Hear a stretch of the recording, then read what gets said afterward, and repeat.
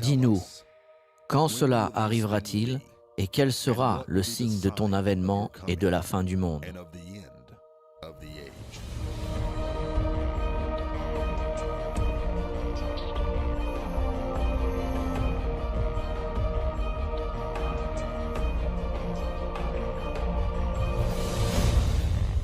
Notre sujet est Israël, l'horloge prophétique de Dieu.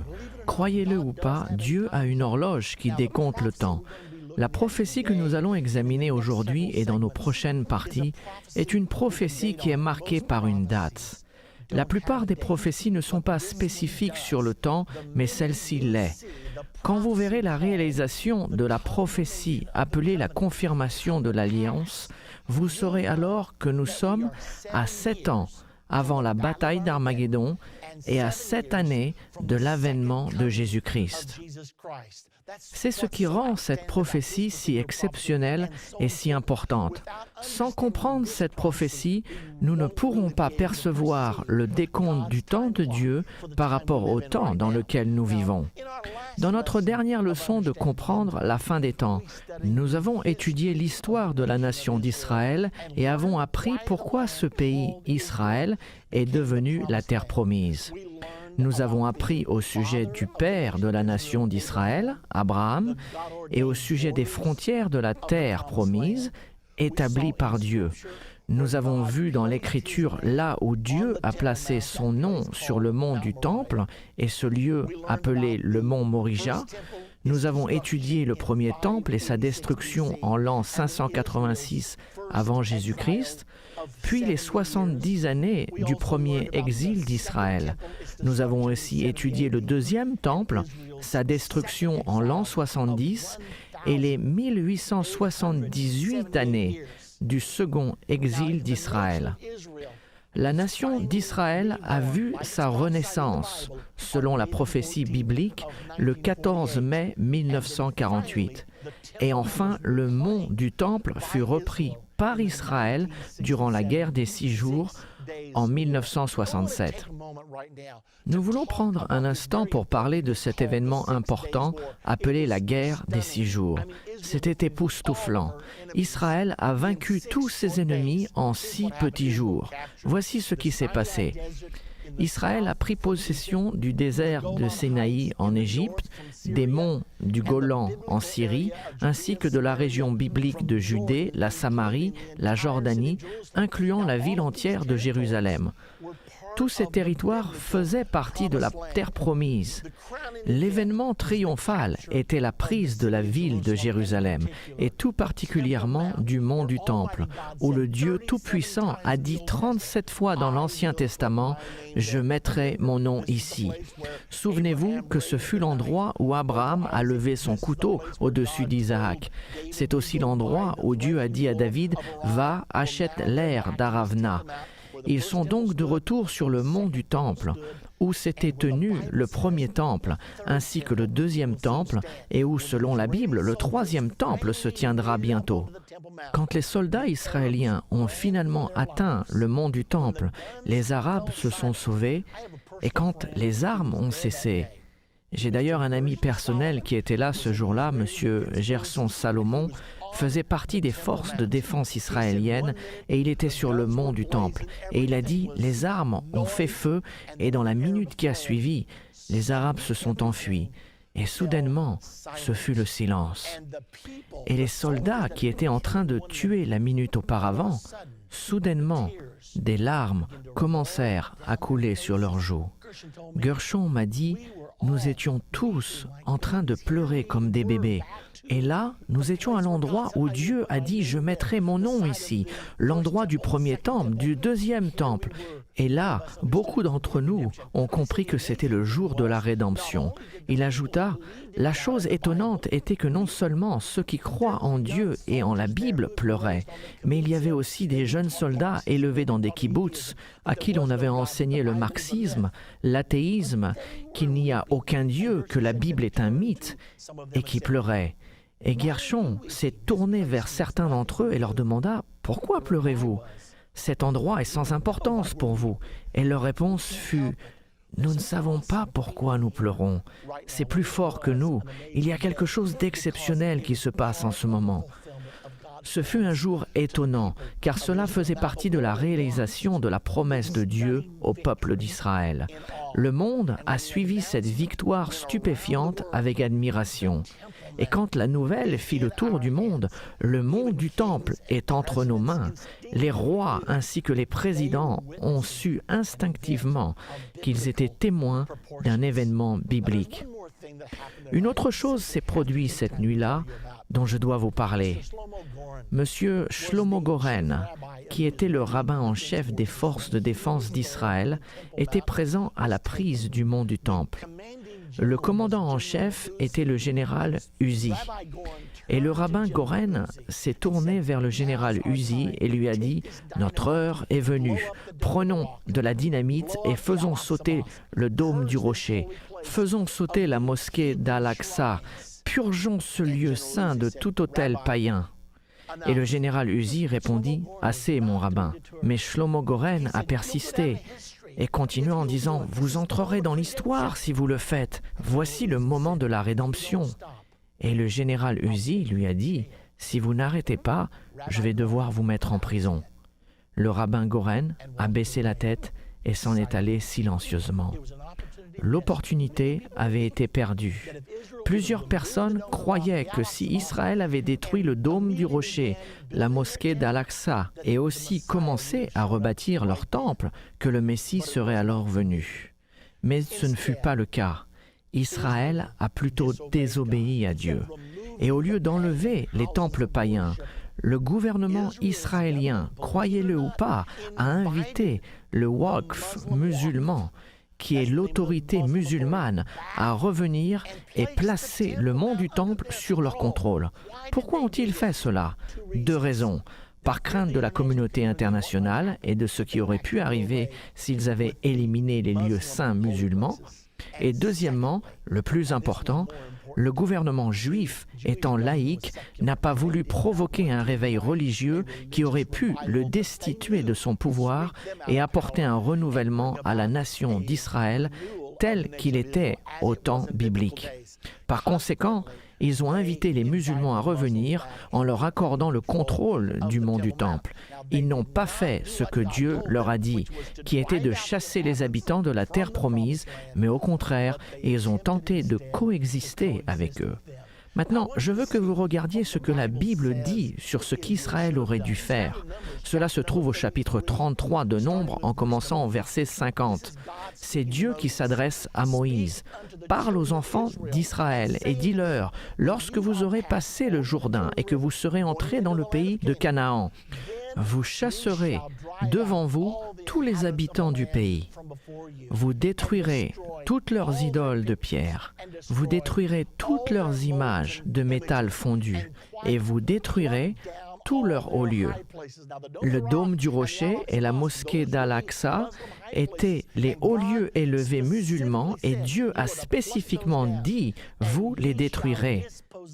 Vous prendrez possession du pays et vous vous établirez, car je vous ai donné le pays pour qu'il soit votre propriété. Mais si vous ne chassez pas devant vous les habitants du pays, ceux d'entre eux que vous laisserez seront comme des épines dans vos yeux et des aiguillons dans vos côtés. Ils seront vos ennemis dans le pays où vous allez vous établir. » Voilà Nombre 33, versets 50 à 55. Donc que s'est-il passé? Au lieu de faire ce que Dieu leur avait dit, le gouvernement d'Israël a craint l'homme et a agi selon sa volonté. 6 ans plus tard, leurs ennemis ont comploté de renverser les conséquences de la guerre de 1967 et de détruire la petite nation d'Israël. Ainsi, en 1973, le jour de la fête du Yom Kippour, qui est le jour de l'expiation, le jour le plus saint en Israël, le jour où la majeure partie d'Israël jeûne et n'occupe pas leur poste de guet, les armées arabes ont lancé une grande offensive contre la nation d'Israël. Elles ont pris Israël par surprise, à un tel point qu'Israël paraissait en danger. Moshe Dayan, qui était le ministre de la Défense d'Israël, déclara au Premier ministre Golda Meir, « Golda, je crains pour le 3e temple. Il est intéressant que Yom Kippour, c'est le jour du jugement.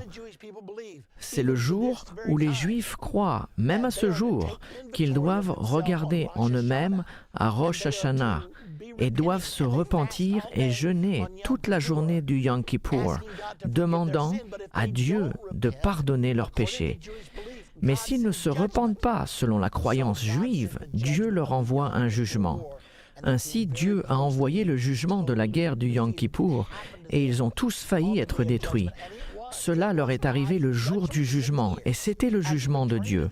6 ans après le retour du mont du Temple, alors qu'ils auraient pu hériter des bénédictions du Dieu s'ils avaient obéi, à la place, ils ont cédé le mont du Temple aux Palestiniens. Réalisez-vous que le mot « palestinien » est le même mot que « philistin ». Pouvez-vous imaginer, au temps biblique, si le peuple juif avait vaincu les Philistins et puis ils avaient dit « Oh, à propos, nous voulons que vous reveniez pour vous charger du mont du Temple ». C'est impensable, n'est-ce pas? Cependant, c'est ce qu'Israël a fait en 1967, ce qui était impensable pour Dieu. Et Dieu, dans sa colère, a jugé le peuple d'Israël le jour du jugement, le Yom Kippour. Avec le temps et le déroulement des événements, Israël cherchait des traités avec ses voisins arabes, même si Dieu a dit ne signez aucun traité et ne leur permettez pas de rester dans le pays. Mais Israël n'a fait que ce qu'elle voulait. Et en 1979, un traité de paix israélo-égyptien a été rédigé par M. Jimmy Carter, président des États-Unis aux accords du Camp David. C'était un accord de paix conclu avec le président égyptien Anwar Sadat. C'était le premier accord de paix israélien avec un État arabe.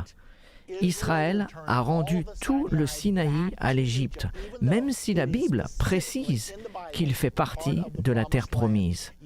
Or, Israël ne vit pas selon la Bible, mais selon leur propre intelligence, raisonnement et désir. Puis en 1993, les accords de paix d'Oslo furent signés sur la pelouse de la Maison-Blanche et ce fut là que la fameuse poignée de main a eu lieu entre Yasser Arafat et Isaac Rabin avec Bill Clinton en arrière-plan. Ces accords de paix d'Oslo ont prévu la création d'un État palestinien et demandé à Israël d'échanger des territoires de la terre promise contre la paix. Est-ce que Dieu regardait le jour où cela s'est passé? Est-ce que Dieu a vu la poignée de main? Vous feriez mieux d'y croire. L'année suivante, parce que le train de paix était en route, un accord de paix israélo-jordanien fut signé. C'était en 1994. Mais cela n'a pas été sans conséquences. Monsieur Isaac Rabin était félicité par le monde, mais pas par Dieu. Et en novembre 1995, Monsieur Isaac Rabin fut assassiné par Yigal Amir. Il était un avocat religieux de droite qui croyait fermement qu'il fallait tuer celui qui céderait la terre promise. Ainsi, il tua Isaac Rabin. Alors que les événements suivaient leur cours jusqu'à l'an 2000, le président Bill Clinton, une fois de plus, a voulu essayer d'apporter la paix au Moyen-Orient. Quand il était un jeune homme, son pasteur lui a dit « Si jamais tu es président, Tu dois t'assurer de toujours rester du côté d'Israël.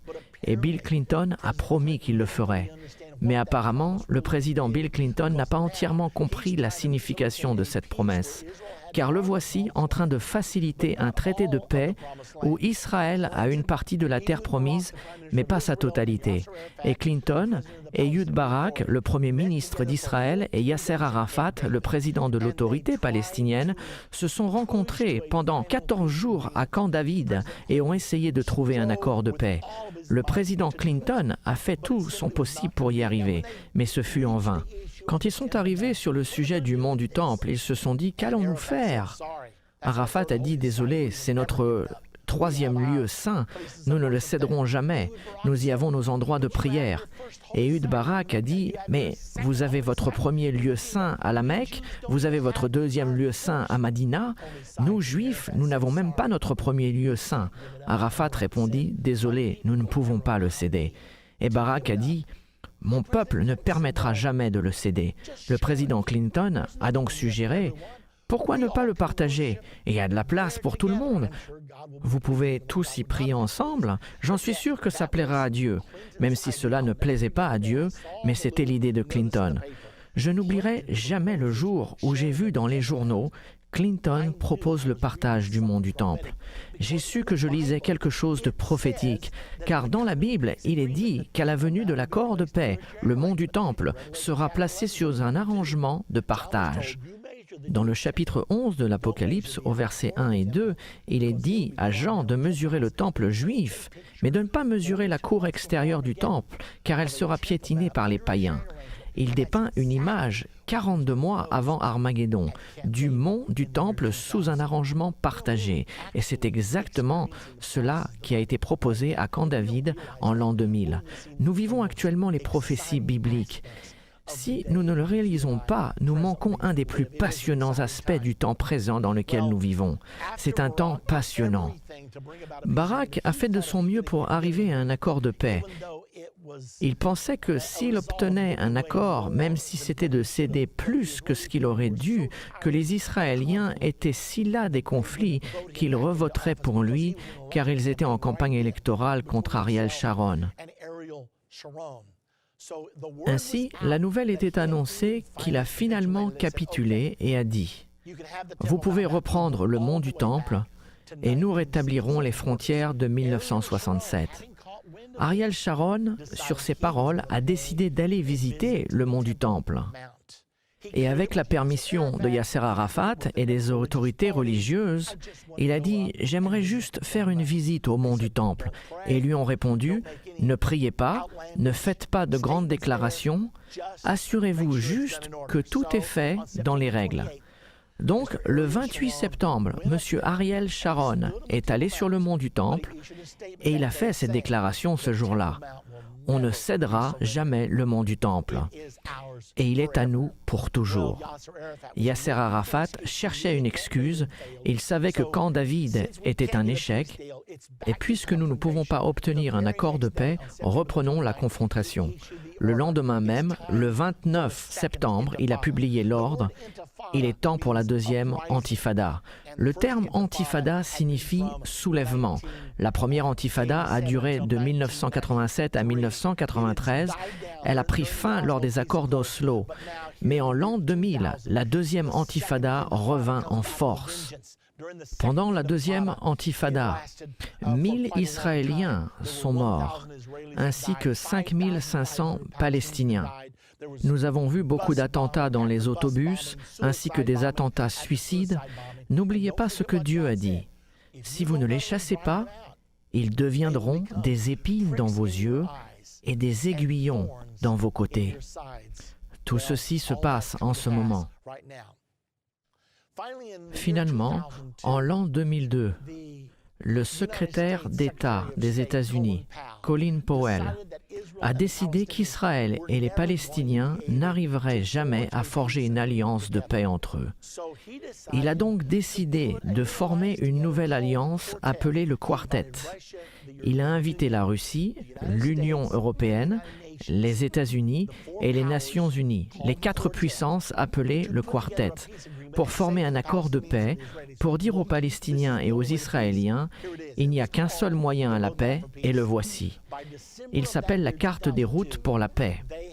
Vers décembre de cette année 2002, ils ont rédigé ce document qui a été présenté aux Palestiniens et aux Israéliens au printemps 2003. Israël et les Palestiniens étaient tous deux sous une énorme pression de la communauté mondiale. Vous avez toutes les puissances du monde leur disant « voici ce que vous devez faire ». Car ceux qui n'étaient pas représentés par la Russie, l'Union européenne et les États-Unis étaient donc représentés par les Nations unies qui représentent toutes les autres nations du monde. Et ils ont mis cet accord ensemble. Israël a donc dit « nous le ferons sous certaines réserves ». Et les Palestiniens ont dit « oui, nous le ferons aussi. Il nous sera peut-être difficile de faire certaines choses, mais oui, nous le ferons ». Ainsi, l'accord était censé être fait, mais cela ne marchait toujours pas. Puis le président George W. Bush est arrivé au pouvoir et lui aussi s'est vu comme le pacificateur et devint le premier président à soutenir un État palestinien. Vous rendez-vous compte de cela? Nous parlons d'un président des États-Unis d'Amérique qui dit à Israël « vous devez prendre votre terre promise que le Dieu Tout-Puissant vous a donné. » Et il dit « je ne suis pas d'accord avec cela, il va falloir que vous en donniez une partie au peuple palestinien. » Ainsi, il fut le premier. Même Bill Clinton n'a pas osé approuver un État palestinien, car il craignait que les Américains ne l'approuvent pas, tellement nous sommes un peuple basé sur la Bible. Enfin, du moins, nous l'étions. Ainsi, George Bush approuve l'État palestinien et finalement, durant les 2 dernières années de son administration, il a essayé d'apporter la paix en Israël. Et il a finalement appelé la conférence de paix d'Annapolis en 2007. Cependant, c'était trop peu et trop tard. Il a échoué. Lors de sa campagne électorale pour succéder au président Bush, le président Obama a dit « Je n'attendrai pas la dernière année de ma présidence comme l'ont fait George Bush et Bill Clinton pour ramener la paix dans le Moyen-Orient. Je m'en occuperai dans la première année de ma présidence, tellement c'est important. » Et c'est ce que le président Obama a fait. Immédiatement après son élection, il a nommé l'ancien sénateur George Mitchell à être son envoyé spécial au Moyen-Orient. La raison pour laquelle il a nommé George Mitchell, c'est qu'il a réussi à résoudre l'un des conflits les plus difficiles dans le monde, celui de l'Irlande du Nord. George Mitchell s'est rendu là-bas, a obtenu un accord et ils vivent aujourd'hui dans la paix. Le président Obama s'est dit, si George Mitchell a pu le faire là-bas, peut-être il peut utiliser ses pouvoirs au Moyen-Orient. Mais ça n'a toujours pas marché là-bas. La question se pose, n'y aura-t-il jamais la paix dans cet endroit? La réponse est oui. Ce sera une paix provisoire. Elle est prophétisée. Elle placera le mont du Temple sous un arrangement partagé entre juifs et musulmans. Il sera sous le contrôle international, probablement sous le contrôle des Nations unies. Que vous le croyez ou pas, il permettra à Israël de construire son 3e temple et cela va arriver très rapidement. Cela marquera le début des 7 dernières années avant la bataille d'Armageddon. Regardons rapidement ce qui s'est passé avec chaque chef israélien qui a désobéi à Dieu et qui a accepté de céder la terre promise. Chaque chef israélien a perdu les pouvoirs peu de temps après avoir consenti à faire cela. Énumérons-les rapidement.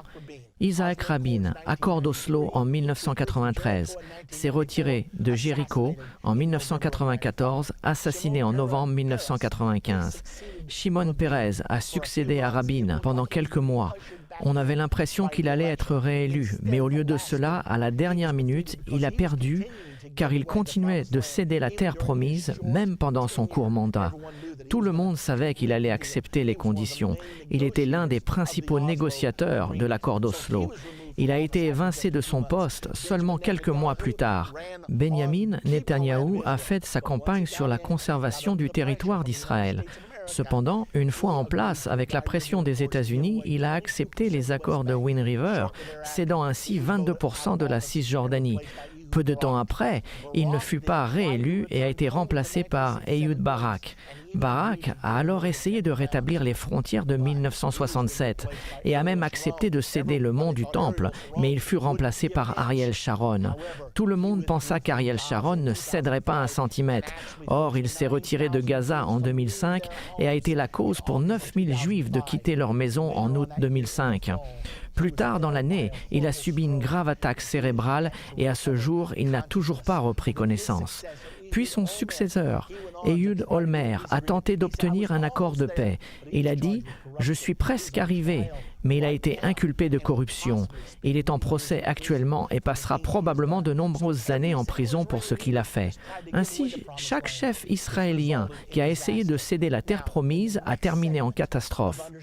Dans la prochaine partie de Comprendre la fin des temps, nous étudierons la prophétie qui explique l'horloge prophétique de Dieu ainsi que l'événement qui déclenchera les 7 dernières années avant la bataille d'Armageddon. Vous ne voulez pas la rater.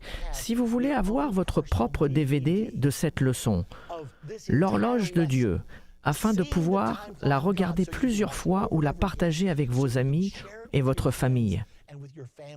Vous pouvez la commander en nous appelant au 1-800-ENDTIME ou en allant sur notre site www.endtime.com.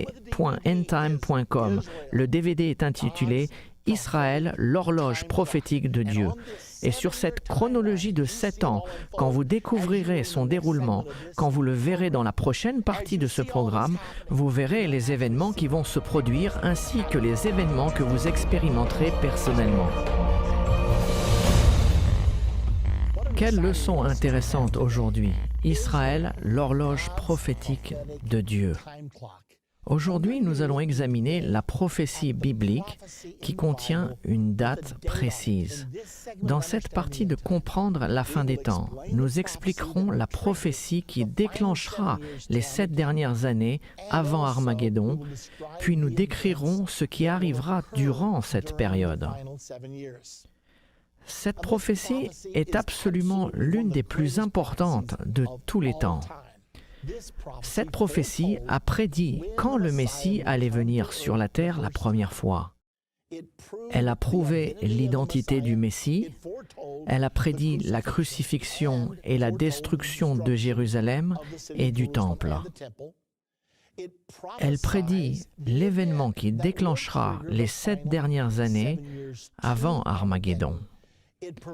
Elle donne des indices sur l'identité de l'Antichrist et établit le calendrier des événements des 7 années des derniers temps. Le terrain est donc préparé pour les 7 dernières années avant Armageddon. La seule question est quand commenceront ces 7 dernières années? J'en suis sûr que vous êtes aussi intéressés que moi. Donc, concernant l'horloge prophétique de Dieu, la Bible prophétise que la communauté mondiale et l'Antichrist concluront une alliance de paix avec Israël. L'accord placera le mont du Temple sous un arrangement partagé et permettra à Israël de bâtir le 3e temple. Jusqu'à présent, il n'y en a eu que 2. Ceci permettra la construction d'un 3e temple sur le mont du Temple très prochainement. Cet accord marquera le début des 7 années avant la bataille d'Armageddon. S'il y a un autre accord de paix qui n'inclut pas ces choses, alors ce ne sera pas celui qui marquera le début des 7 années finales. L'Antichrist participera dans cet accord important et nous ne saurons probablement pas son identité, même quand il contribuera à l'accord de paix entre Israël et les Palestiniens. Regardons maintenant sur cette prophétie. Elle s'étale sur 490 années. Elle se trouve dans Daniel 9, au verset 24 jusqu'à 27. Regardons le verset 24. 70 semaines ont été fixées sur ton peuple et sur ta ville sainte pour faire cesser les transgressions. Nous lisons cela dans Louis II. Pour mettre fin au péché, pour racheter la méchanceté, pour apporter la vertu éternelle et pour sceller la vision et la prophétie. Qu'est-ce que cela nous dit? 70 fois 7 indique une période de 70 fois 7 ans. Je ne prendrai pas le temps de le prouver maintenant, mais c'est possible de le faire. Il s'agit donc d'une période de 70 fois 7 ans, ou 7 années multipliées par 70 fois, ce qui fait 490 années. Il s'agit donc d'une prophétie de 490 années. Les 490 années commencent avec l'ordre de reconstruire Jérusalem. Nous savons que Jérusalem a été détruit en l'an 586 avant Jésus-Christ. Et cette prophétie a été donnée après cela, lorsque Daniel était en captivité à Babylone. Donc la prophétie est donnée, Jérusalem a été détruite. Cette prophétie commence avec l'ordre de rebâtir Jérusalem. Comment le savons-nous? Le verset 25 de Daniel 9 nous l'indique. Écoutez-le. Sachez-le donc et comprends, depuis le moment où la parole a annoncé que Jérusalem serait rebâtie jusqu'à loin, le Messie vient. Il y a 7 semaines et 62 semaines. Les places et les fossés seront rétablis, mais en des temps fâcheux. Donc cette prophétie est donnée en 3 parties. 7 parties de 7, ou 49 années, puis 62 fois 7, ou 434 années. Après cela, quelque chose arrive. Donc, c'est 49 années, 434 années, 7 années. Cette prophétie nous est donnée pour une totalité de 490 années, mais elle est divisée en 3 parties. La prophétie commence avec le décret de rebâtir Jérusalem. Vraisemblablement, ce décret fait référence au décret prophétisé à Cyrus, roi de Perse, qui a eu lieu vers l'an 538 avant Jésus-Christ, si nos dates sont exactes. L'histoire et les calendriers que nous avons de cette période ne sont pas très fiables. Cependant, le début de cette période de 490 années n'est pas très importante. Ce qui est important, c'est sa fin. Car c'est à ce moment-là que des événements critiques auront lieu et il nous est nécessaire de les comprendre. Donc, les 49 années et les 434 années se terminent avec le retranchement du Messie, car cela nous est dit dans le verset 26. Après les 62 semaines, nous avions les 7 semaines, la période de 7 fois 7 ans. Maintenant, après les 62 semaines, le Messie sera retranché et il n'y aura pas de successeur. Le peuple d'un chef qui viendra détruira la ville et le sanctuaire. Et sa fin arrivera comme par une inondation. Il est arrêté que les dévastations dureront jusqu'au terme de la guerre. Ceci nous indique que le peuple de ce dirigeant qui viendra, nous parlons de l'Antichrist, le peuple détruira la ville et le sanctuaire. Est-ce que cela s'est déjà passé? Absolument. En l'an 70, les Romains ont détruit Jérusalem et le temple, les réduisant en cendres. Ce passage nous dit que le Messie viendra, puis il sera retranché et la ville de Jérusalem sera détruite.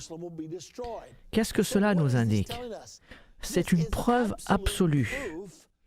Puisque nous savons que les Romains ont détruit Jérusalem en l'an 70, nous avons donc une date précise. Nous savons que le Messie devait venir et être retranché avant l'an 70. Ceci est la preuve absolue que le Messie devait venir avant que tout ceci arrive.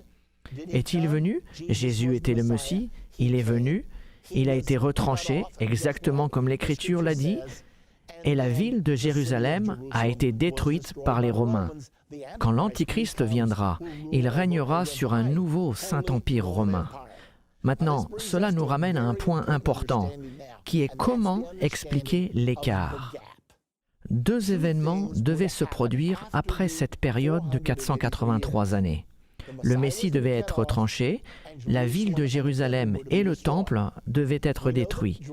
Nous savons que Jérusalem et le temple furent détruits en l'an 70 et que Jésus-Christ a été crucifié entre l'an 26 et l'an 38. Nous ne connaissons pas la date exacte. Ce que nous apprenons, c'est qu'il y a entre 30 et 40 années qui séparent ces 2 événements. Et tous 2 doivent se passer entre les 483 années et les 7 dernières années. Nous voyons donc un écart ici. Des choses se passent pendant cet écart et c'est la raison pour laquelle la prophétie nous est donnée par segments. La prophétie n'indique pas la durée de cet écart. Cependant, nous savons aujourd'hui que cet écart est environ de 2000 ans. Nous en saurons davantage dans la suite de cette leçon.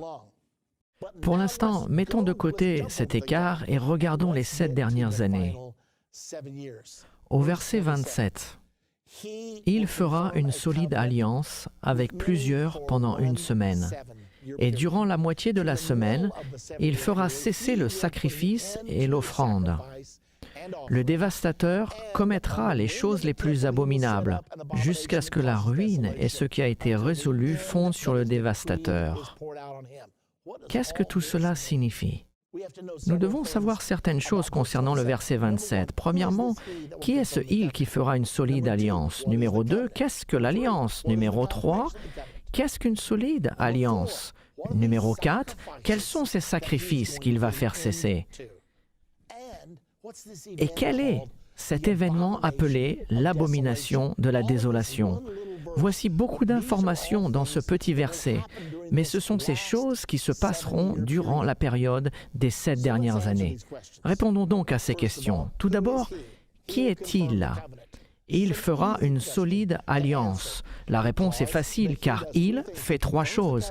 Il fait une solide alliance, il fait cesser les sacrifices et les offrandes, et il ramène l'abomination de la désolation.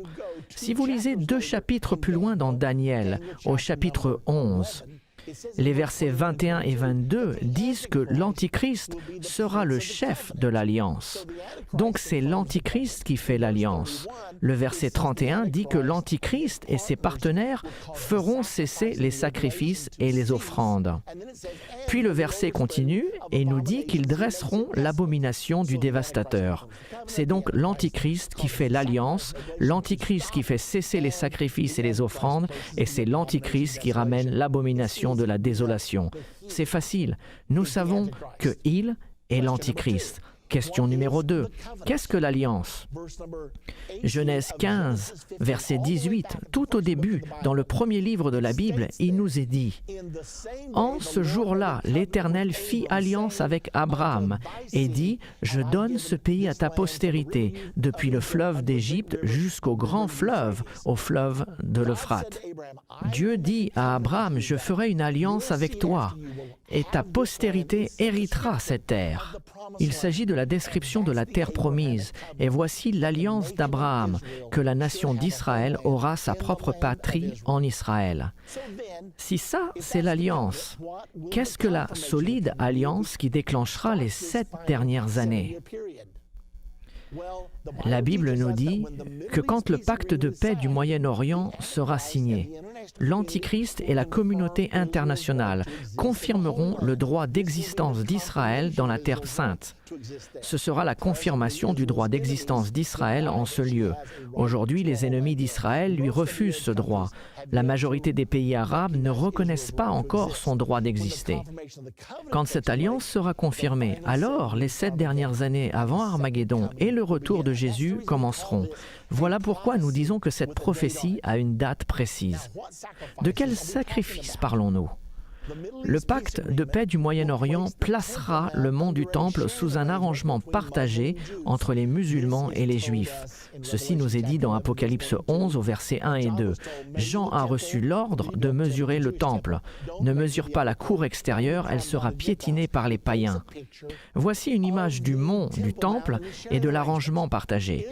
Israël sera autorisé à construire son temple. Il est dit ici que Jean a reçu l'ordre de mesurer le temple. Il ne peut pas mesurer un temple s'il n'y en a pas. Nous verrons plus loin que l'Antichrist se tiendra dans le temple. Vous ne pouvez pas vous tenir dans un temple qui n'existe pas. Il y a donc un temple construit sur le mont du temple. Et quand le temple sera achevé, des sacrifices d'animaux seront apportés comme dans l'Ancien Testament. Ce sont ces sacrifices que l'Antichrist va cesser, probablement à cause des activistes des droits des animaux. Il les fera donc cesser. Et finalement, il nous est dit qu'il ramènera l'abomination de la désolation. L'abomination de la désolation est mentionnée plusieurs fois dans l'Écriture. Par exemple, lorsque Jésus enseigne la prophétie dans Matthieu 24 au verset 15, écoutez ce que Jésus dit. C'est pourquoi, lorsque vous verrez l'abomination de la désolation, dont a parlé le prophète Daniel, établi en un lieu saint, que celui qui lise fasse attention. Nous apprenons ici une chose importante. L'abomination de la désolation se tient dans le lieu saint. Le lieu saint se trouve dans le temple, ou au moins sur le mont du temple. Ainsi, l'abomination de la désolation sera lorsque l'Antichrist se tiendra dans le temple, déclarant qu'il est Dieu. L'apôtre Paul l'a décrit plus en détail dans 2 Thessaloniciens 2 au verset 3 et 4. Il dit que personne ne vous séduise d'aucune manière, car il faut que l'apostasie soit arrivée auparavant, et qu'on ait vu paraître l'homme impie, l'Antichrist, le fils de la perdition, l'adversaire qui s'élève au-dessus de tout, ce que l'on appelle Dieu, de ce qu'on adore. Il va jusqu'à s'asseoir dans le temple de Dieu, se proclamant lui-même Dieu. Ce jour ne viendra pas avant que le fils de la perdition soit révélé et qu'il s'assoie dans le temple de Dieu, se proclamant lui-même Dieu. Où aura lieu l'abomination de la désolation? Dans le temple. Jésus-Christ l'a dit. Ceci décrit un événement, celui qui se passera 3 ans et demi avant la bataille d'Armageddon. Donc, l'Antichrist se tiendra dans le temple, se proclamant Dieu. Comment le fera-t-il? Je ne sais pas. Qu'ils disent « je suis l'ultime autorité ici » ou autre chose, je ne peux pas vous le dire. Mais quand cela arrivera, nous le saurons. Et c'est cet événement qui est l'abomination de la désolation. Parce que le Dieu Tout-Puissant a dit 37 fois dans l'Ancien Testament « je mettrai mon nom sur le mont du temple ». Et c'est pour cette raison que l'Antichrist, qui sera probablement possédé par Satan à ce moment-là, se tiendra dans le temple pour dire « je suis l'ultime autorité ici ». Et cet événement s'appellera l'abomination de la désolation. Donc récapitulons. L'Antichrist, regardons dans Daniel 9, 27, il fera une solide alliance avec plusieurs pour une semaine, et au milieu de la semaine, il fera cesser le sacrifice et l'offrande, et il ramènera l'abomination de la désolation. Il est donc l'Antichrist. Il confirmera le droit d'existence d'Israël dans la Terre sainte pendant 7 ans. Au milieu de cette période de 7 ans, l'Antichrist fera cesser les sacrifices et se proclamera lui-même Dieu. Voici la vue d'ensemble. Maintenant, examinons-la de plus près. 2 événements dans les 7 dernières années. Nous avons mis cela dans une chronologie pour vous donner une idée du temps, afin de vous aider à comprendre ces événements qui arrivent. Ces choses vont bientôt se dérouler devant nos yeux, dans nos journaux télévisés. Certains sont déjà en cours. Donc, les 7 dernières années commencent avec la confirmation de l'Alliance. Une fois de plus, de quoi s'agit-il? C'est quand la communauté internationale, Israël et les Palestiniens, accepteront le droit d'existence d'Israël, revendiquant l'alliance entre Dieu et Abraham qui se trouve dans Genèse 15, 18. La confirmation de l'Alliance est donc une prophétie avec une date précise. À partir de ce moment, il y aura 7 ans avant Armageddon et l'avènement de Jésus-Christ. Une fois que cela est arrivé, le système de gouvernement mondial prendra rapidement son pouvoir. Mais ce ne sera pas encore le contrôle total. Nous le voyons déjà avec la mondialisation, que le gouvernement mondial prend de l'envergure. Nous avons déjà la Cour mondiale, la Banque mondiale, l'Organisation mondiale de la santé et l'Organisation mondiale du commerce. Beaucoup d'institutions mondiales sont créées en ce moment. Toutes ces choses s'intensifieront quand les 7 dernières années commenceront à la confirmation de l'Alliance. Quand ces choses arriveront, nous saurons que le mont du Temple sera bientôt sous un arrangement partagé, comme nous l'avons dit précédemment. Le Temple sera reconstruit. Le Temple doit être achevé au milieu des 7 années. La Bible est très claire sur ce temps. L'Antichrist s'assiera dans le Temple. Il est impossible de s'asseoir dans un Temple qui n'existe pas. Il semble donc que ce Temple sera reconstruit durant la première moitié de ces 7 années prophétisées. Une fois le Temple construit, les sacrifices d'animaux reprendront. Et cela sera problématique à cause de ceux qui sont contre les sacrifices du matin et du soir. Les militants pour le droit des animaux en seront fous de rage. Et par conséquent, l'Antichrist dira « D'accord, d'accord », et il mettra fin aux sacrifices. Cela le poussera aussi à faire quelque chose d'autre. c'est de ramener l'abomination de la désolation. Il fera probablement quelque chose de ce genre. L'Antichrist dira peut-être, « Il y a des rumeurs qui courent comme quoi je suis le Messie. J'ai apporté la paix et la sécurité à Israël. J'ai ouvert les portes pour que vous rebâtissiez votre temple. Vous pensez que c'est une chose que le Messie ferait ? On m'a interrogé, « Êtes-vous le Messie ?» J'ai attendu pour vous le dire, mais voilà pourquoi nous avons arrêté les sacrifices. Vous n'en avez plus besoin, je suis le Messie. Il se tiendra sur le mont du Temple, probablement proclamant aux Juifs qu'il est leur Messie, le retour du Christ aux chrétiens, le 12e imam aux musulmans, le 5e Bouddha aux bouddhistes, et à tous ceux qui attendent un grand maître quelconque ou un rédempteur, il prétendra être tout à tous. C'est alors que nous connaîtrons l'identité de l'Antichrist. Et il est dit, puis paraîtra l'Antichrist, et c'est environ au même moment que son partenaire religieux, le faux prophète, fera descendre le feu du ciel. Nous ne savons pas exactement le moment, mais la Bible dit que le faux prophète fera descendre le feu du ciel à la vue des hommes, qui seront en admiration devant ce miracle. Et il se servira de son succès pour influencer le monde à suivre l'Antichrist. Ce sera une alliance entre le dirigeant politique du monde et le dirigeant religieux du monde, entre l'Antichrist et le faux prophète. Ces choses arriveront vers le milieu des 7 années, et l'Antichrist proclamera qu'il est Dieu exactement au milieu des 7 années. Et c'est ça l'abomination de la désolation. Quand l'abomination de la désolation arrivera, les Juifs de Judée devront fuir. C'est Jésus qui a dit cela. Quand vous verrez l'abomination de la désolation, que ceux qui vivent en Judée fuient, car la détresse sera si grande comme il n'en a point eu de pareil et qu'il n'en aura jamais. Ce sera un temps d'horrible persécution religieuse et politique contre tous ceux qui ne fléchiront pas le genou devant l'Antichrist, à son nouvel ordre mondial et à son nouveau système de religion mondiale. Pendant que l'Antichrist et le faux prophète commenceront leur ministère, 2 témoins commenceront également les leurs. Ce seront des envoyés de Dieu. Pendant que l'Antichrist et le faux prophète prêcheront le message de Satan, les 2 témoins prêcheront ce que Dieu leur a donné de prêcher. Le résultat sera un grand réveil en Israël, surtout parmi les Juifs. La majorité d'Israël ne sera pas encore tournée vers Jésus, mais une partie d'entre eux le sera, selon Zacharie 12, 7, qui nous dit « L'Éternel sauvera d'abord les tentes de Juda » et ce réveil continuera même pendant la grande tribulation. Vous pouvez voir sur notre chronologie que c'est pendant les 3 dernières années et demie que la marque de la bête sera mise en place et qu'elle deviendra plus présente durant cette dernière période de 3 ans et demi. L'Antichrist voudra contrôler chaque personne sur Terre. La Bible nous dit que pour recevoir la marque qui sera nécessaire pour participer à l'économie, il va falloir faire une chose que l'on ne devra jamais faire. C'est d'adorer l'Antichrist et prêter serment à son gouvernement mondial. La Bible nous dit que celui qui fait cela sera condamné à jamais.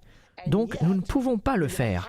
Et néanmoins, il faudra le faire afin de pouvoir participer à l'économie. C'est pour cette raison que cette période est appelée la Grande Tribulation. Une fois que nous aurons surmonté ces 3 ans et demi, nous arriverons à la fin des 7 dernières années.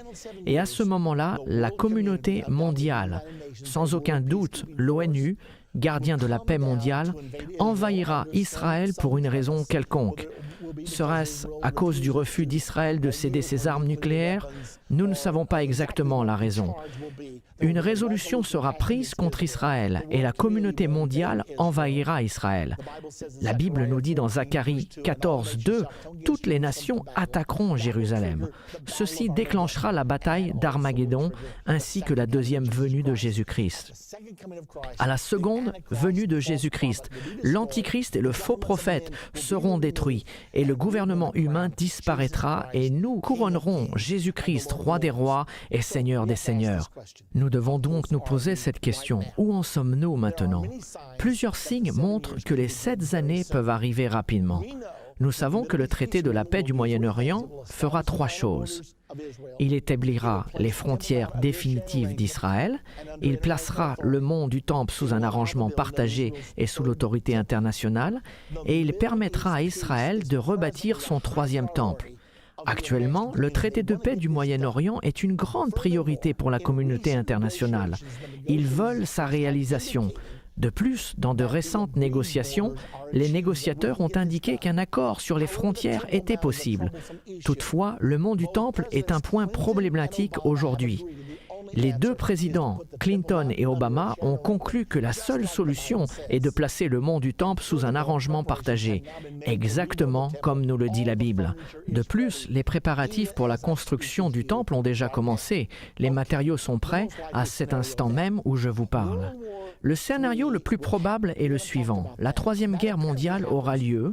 Nous n'avons pas encore parlé de ce sujet. Apparemment, elle arrivera juste avant le début des 7 dernières années. La Bible parle d'un conflit qui tuera un tiers de l'humanité, 2 milliards de personnes. À la suite de ce conflit, il y aura un cri sans précédent pour la paix. Il nous faut avoir la paix. Avec 2 milliards de morts, le cri pour la paix sera absolument assourdissant et provoquera la communauté mondiale, Israël et les Palestiniens à conclure ce pacte de paix prophétisé. Alors, le troisième temple sera rebâti. La ferveur religieuse provoquée par 2 milliards de morts poussera le monde à dire « Laissez-les reconstruire leur temple. Peut-être que cela nous aidera à trouver grâce aux yeux de Dieu. » Donc, regardons cette prophétie une nouvelle fois. L'horloge prophétique de Dieu, la prophétie avec une date précise. La communauté mondiale et l'Antichrist feront un pacte de paix avec Israël. Ils essayent de le faire en ce moment. Ce pacte placera le mont du Temple sous un arrangement partagé. Cela a déjà été proposé. Ce pacte permettra la reconstruction du troisième temple d'Israël sur le mont du Temple. J'étais récemment en Israël et j'ai vu la maquette. Je l'ai visitée. J'ai vu l'autel d'airain, j'ai vu la cuve, j'ai vu les chandeliers. Tout est préparé pour cet événement. Dans peu de temps commenceront les 7 dernières années. J'espère que vous êtes tous prêts pour cela. Ce sera un événement fabuleux.